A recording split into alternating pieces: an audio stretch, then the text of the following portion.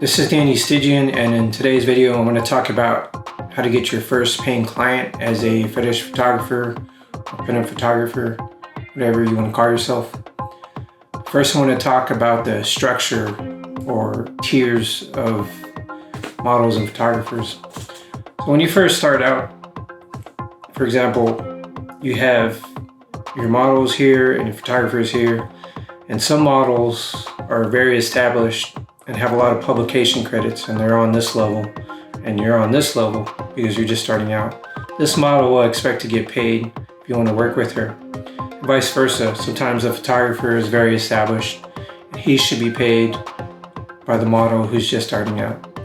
What you want to do is you want to work your way up to where people who are just starting out will want to hire you for photographs so they can develop their portfolio. And then the more experience you gain, even people that are established will want to hire you to help develop your portfolio, or they need photos for marketing. But the very top models who've been around a long time, you can sometimes collaborate with them or trade with them, which I think is fine when both people are established. There's a level of respect there, and working with them or collaborating with them is fine. But when you're first starting out, the best way to develop your portfolio is to photograph people that you know, friends, and start to develop a portfolio that way, and eventually through word of mouth or through social media groups. Some people may reach out to you who need photos, and you can keep developing your portfolio that way. Then you should try to submit your images to publications to try and get published. You could do that, within 6 months to a year. And you need to make sure that you have a website to showcase your work, and this website should show your best work. When I first started, there wasn't too many social media platforms. I think there was MySpace, LiveJournal, and Model Mayhem. So there wasn't a whole lot of places to promote your work. But now there's so many platforms. So all these social media platforms, I feel like, are satellites around your main website. So they help support your main website, but you need to have a website. Don't just try to secure clients with your social media platforms. Make sure you have a good website. And after you have developed a portfolio and you've secured some publication credits, you could start to try and charge for your work. And I have different methods of how I secure clients. My least favorite is sending out cold emails, but I do get clients this way, just by sending out email pitches, especially when I go out of town. I'll just let people know that I'm coming through town. I just came back from Los Angeles, for example, and I'll give them a brief description of my experience and my credits.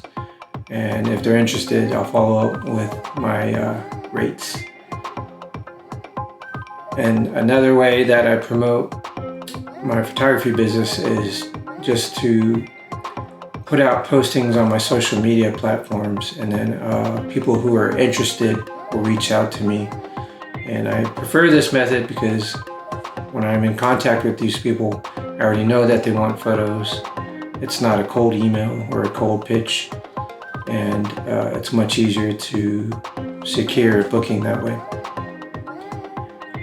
Other methods is just word of mouth. People reach out to me because I've worked with someone that they know, and sometimes when I photograph people, I ask them to pass the word that if they know anyone who wants to work with me, please let them know about my work and my website, and I'll give out business cards.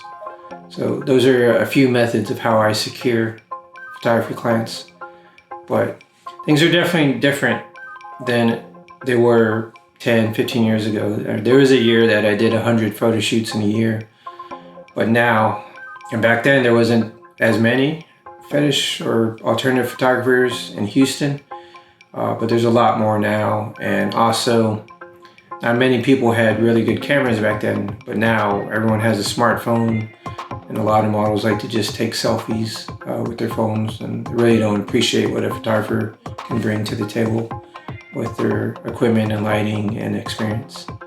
So I definitely wanted to say that it's not as easy as it was before to secure paying clients, but you definitely still can secure paying clients if you just follow these steps of building a portfolio, setting up a website, setting up social media platforms, and then reaching out to people through the methods that I mentioned before.